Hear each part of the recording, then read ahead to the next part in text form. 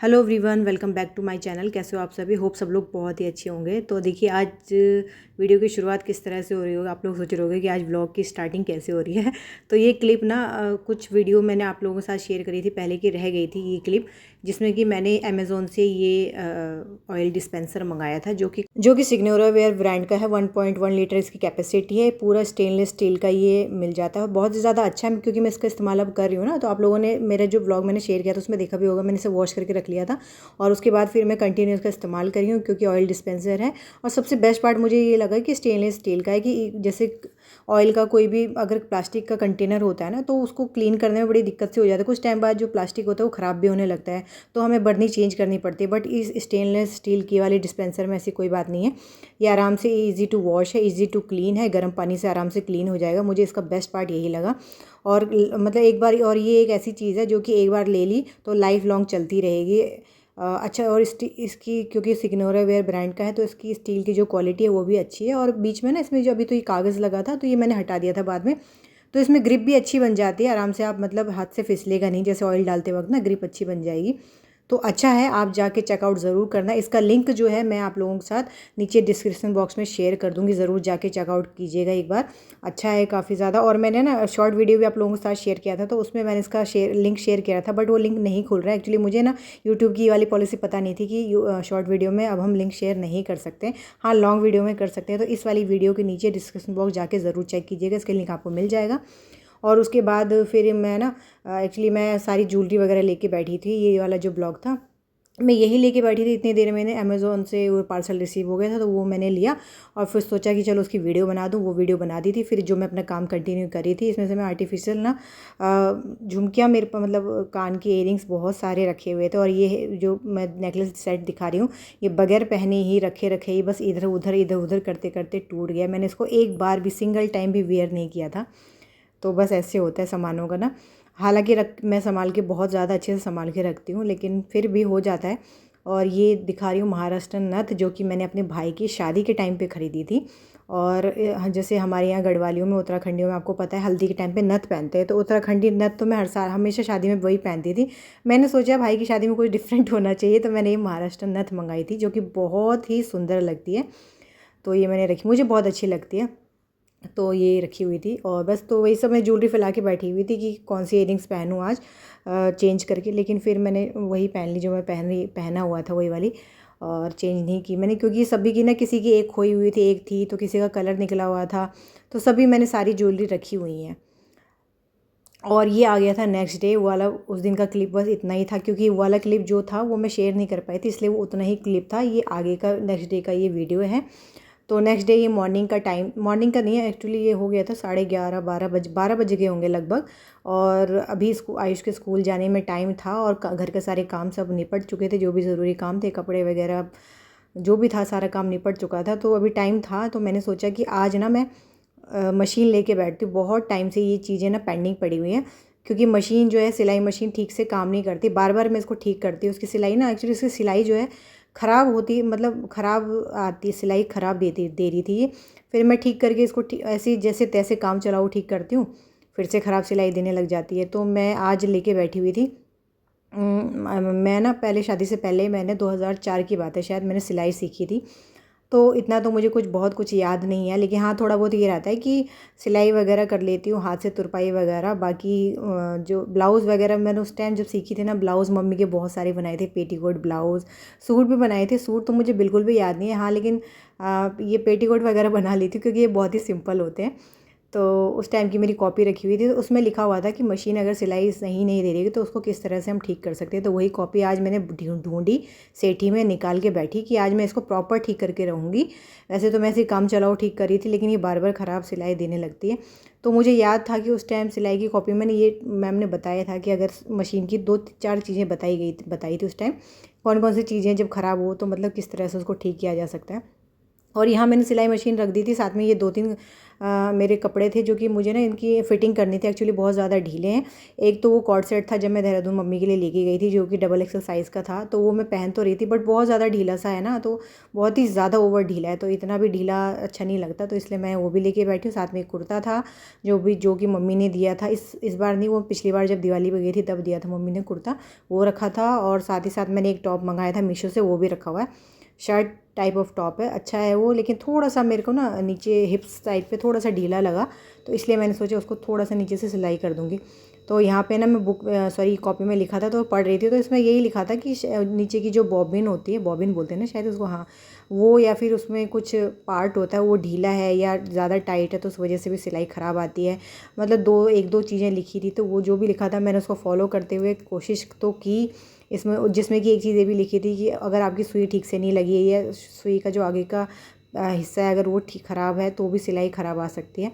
और फाइनली यहाँ पे देखो मैं खुश हो गई थी, क्योंकि बहुत जद्दोजहद के बाद फाइनली मशीन जो है सिलाई ठीक देने लगी थी। तो पहले मैंने एक रफली कपड़े पे सिलाई करके देखा था तो ठीक देने लगी, तब मैंने ये कॉर्ड सेट निकाला। ये देखो, इसमें मैंने ना कच्ची सिलाई लगा ली थी, ये काम मैंने कल ही कर लिया था और सिलाई लगा के पहन के देखा था कि हाँ ठीक आ रहा है। और वैसे मैं बहुत ज़्यादा फिटिंग के कपड़े बिल्कुल भी मुझे पसंद नहीं है। मेरे को ना सच बताऊँ, मैं एकदम फिटिंग के कपड़े पहनती हूँ, मुझे उसमें सांस नहीं आती, घुटन सी होती है एकदम से। तो मैं ना ढीले ढीले कपड़े ही पहनना पसंद करती हूँ। और जैसे कि मैं अगर वैसे पहनूँ ना तो मैं लार्ज साइज़ पहनती हूँ, तो लेकिन उसमें भी ढीले आते हैं मेरे पे, तो वो ठीक है। उस तरह के कपड़े इतने ढीले पहनने भी चाहिए, गर्मी इतनी हो रही है कि चिपके चिपके कपड़े तो पहने भी नहीं जाते। वैसे गर्मी हो चाहे सर्दी हो, मैं लार्ज साइज़ ही पहनती हूँ, ढीला थोड़ा सा।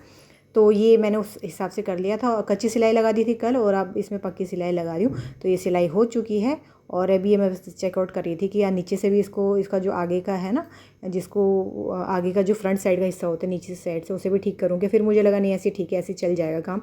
तो बस मैंने अंदर से उसको सिलाई लगाई, नीचे से छोड़ दिया। और अब बारी थी इस शर्ट की। ये शर्ट गाइज मैंने मीशो से मंगाई, बहुत अच्छी है, कंफर्टेबल है, और इसका रिव्यू वीडियो भी जल्दी ही आपको दूसरे चैनल पे देखने को मिलेगा। मैंने वीडियो तैयार कर दिया है, बस इस वीडियो के बाद उसको ओवरवाइज दूंगी और शेयर कर दूंगी शॉर्ट वीडियो में आप लोगों के साथ दूसरे चैनल पे। तो आप भी ज़रूर जाके देखना, बहुत अच्छी शर्ट है, प्राइस वाइज भी और कपड़ा भी इसका अच्छा है। तो सिलाई मशीन ठीक तो कर दी थी, लेकिन 2-3 मतलब मैंने कुर्ता ठीक कर दिया, उसके बाद फिर लास्ट टाइम ये फिर से ख़राब हो गई, फिर से मतलब सिलाई ख़राब देने लगी।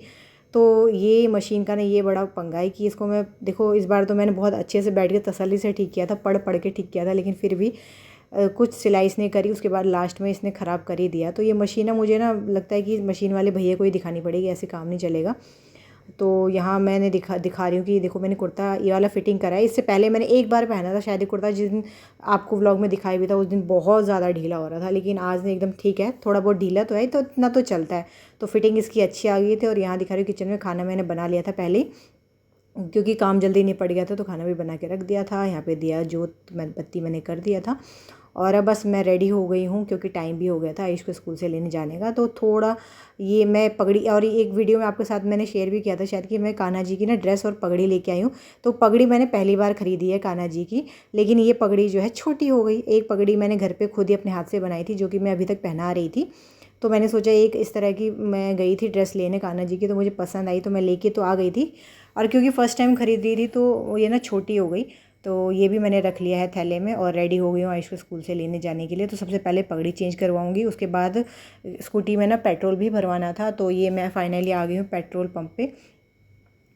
तो ये मैंने टैंक फुल करवा लिया था। मैं स्कूटी में ना जब भी पेट्रोल भरवाने जाती हूँ तो उसको फुल करवा लेती हूँ, क्योंकि बार बार पेट्रोल पंप पे इतनी ज़्यादा भीड़ रहती है और गर्मी इतनी लग रही होती है कि बारी भी देर से आती है। और इस टाइम तो बहुत ज़्यादा भीड़ रहती है जिस वक्त स्कूल का टाइम ही होता है, क्योंकि सभी लोग इसी टाइम मुझे लग रहा है कि पेट्रोल भरवाने आते हैं, जब बच्चों को लेने आते हैं मेरी तरह लेने आते हैं। तो बस मैंने भी स्कूटी का फुल करवा लिया है पेट्रोल।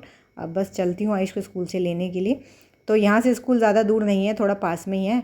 तो बस पेट्रोल फुल करवा लिया था। उसके बाद फिर जब पेट्रोल पंप पे जाती हूँ ना, तो वहाँ पे ये रहता है कि टायर की हवा वगैरह भी चेक करवा लेती हूँ। तो बस क्योंकि बार बार तो पेट्रोल पंप जाना होता नहीं, और आजकल क्योंकि हम अकेडमी नहीं जा रहे हैं ना, तो पेट्रोल पंप पे मैं लगभग ये टैंक फुल करवा लेती हूँ, तो लगभग चल जाते हैं, एक आधा हफ्ता लगभग चल जाता है। तो एक एक हफ्ते में आते हैं, तो इसलिए एयर इसकी चेक करवा लेती हूँ टायर की। और यहाँ पे ना धूप बहुत ज़्यादा हो रही थी, पता नहीं 1-2 दिन से ना मौसम बहुत ही ज़्यादा गंदा वाला हो रहा है, एकदम उमस इतनी गंदी हो रही है ना कि बिल्कुल सहन नहीं हो रहा है। लेकिन ठीक है, जाना तो पड़ेगा, बच्चे भी तो स्कूल में पढ़ ही रहे हैं इतनी उमस में भी।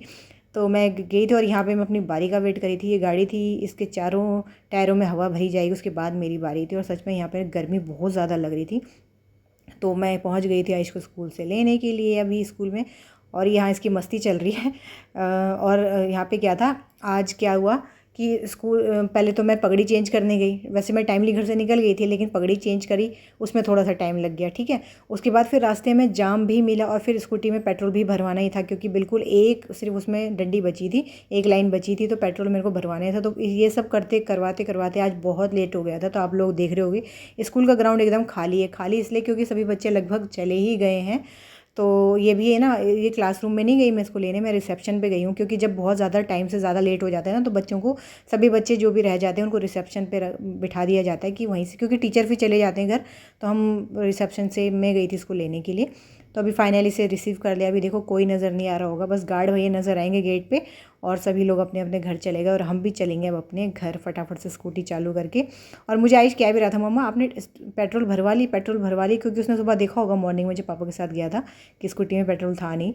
तो अभी स्कूल से आया है, हाथ मुँह धोया है, और ये देखिए मैंने कहा कि चावल रख दूँ, तो कह रहा पहले मैं अपने स्कूल का टिफ़िन बॉक्स जो मैं लेके गया था वो खा लूँ। मैंने बोला आज तू फिर लंच करके, मतलब लंच घर पे आके खा रहा है, क्योंकि इसको सब्ज़ी पसंद आई थी थोड़ी सी। इसने एक बाइट स्कूल से खा के तो आया था, लेकिन स्कूल में इसलिए नहीं खाया क्योंकि वही सेम इसके फ्रेंड लोग कैंटीन में खा रहे थे, तो इसने भी अपने दोस्तों के साथ कैंटीन में ही खा लिया और अपना जो लंच बॉक्स है वो घर लेके आ गया।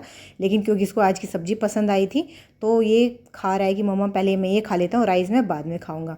तो पहले इसने अपने स्कूल का लंच बॉक्स फिनिश किया। उसके बाद हम लोगों ने, जो मैंने घर पे बना के गई थी दाल और चावल, तो वो हम लोगों ने खाया। और उसके बाद फिर आज इसका साइंस का एग्ज़ाम था, तो वही क्वेश्चन पेपर में लेके बैठी थी कि कैसे कैसे गया है बता दे। तो बता रहा था, आंसर बोल रहा था कि मैंने मम्मा ऐसा लिखा है, बहुत इजी पेपर आया था, सब कुछ वही आया जो मैंने पढ़ा है। तो हर बार का डायलॉग कि बहुत अच्छा गया है, फिर मार्क्स में बंटा मार्क्स में पता चलता है कि भाई क्या करके आया था। तो ठीक तो सब कुछ कर रखा है। बाकी देखो अब जब आएगा मार्कशीट, वो आएगी सॉरी, आंसर शीट मैम हाथ में देगी, वो तो पीटीएम में ही देती हैं, और या तो फिर घर देंगे, जब स्कूल जाता है तो घर के लिए देते तभी पता चलेगा। तो यहाँ पे बता तो रहा है आंसर कि मम्मा ये करके आए, वो करके आए, डायग्राम भी करके आए, क्या करके आए वो तो चलो जब आंसर शीट घर आएगी तभी पता चलेगा। तो बस यही सब किया उसको पढ़ाते, मतलब पढ़ाए तो नहीं था खैर, बस क्वेश्चन पेपर ही देख रही थी। अभी तो स्कूल से आया, अभी खाना खाया, तो पढ़ाई लिखाई तो अभी शाम को होगी। और ये मैंने ना आज अपनी ग्रामर की बुक निकाली थी, जब मैं ये सिलाई की कॉपी निकाल रही थी ना, तभी मुझे ये अपनी ग्रामर की बुक नज़र आई। तो फिर ये मैंने निकाली कि देखती हूँ उसमें ग्रामर, क्योंकि ऐसी कुछ ग्रामर मैंने निकाली। वैसे ये मेन इसलिए थी कि चलो रखिए थोड़ा सा ऐसे निकाल के पढ़ लूँगी, हिंदी पढ़ने में अच्छी लगती है, तो इसलिए मैंने ये निकाल ली थी।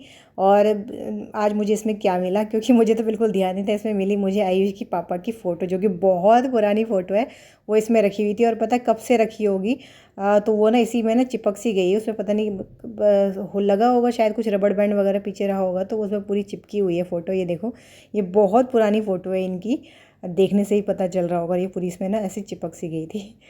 तो फिर मेरे को भी ध्यान नहीं था कि इसमें फ़ोटो, ये देखो कैसी हो गई है। और ये है इनकी बहुत पुरानी, बहुत बहुत बहुत पुरानी फ़ोटो है, कौन सी पता नहीं, तब स्कूल तो पास कर लिया होगा शायद, तब की होगी, क्योंकि बाइक में है तो फिर उसके बाद की होगी, है ना। सो गाइज़ बस आज की वीडियो में इतना ही। आशा करती हूँ आज का ये वीडियो आप लोगों को पसंद आया होगा, और अगर वीडियो थोड़ा सा भी पसंद आए तो वीडियो को लाइक शेयर ज़रूर कीजिएगा। चैनल पे पहली बार आए तो चैनल को सब्सक्राइब भी ज़रूर कर लीजिएगा।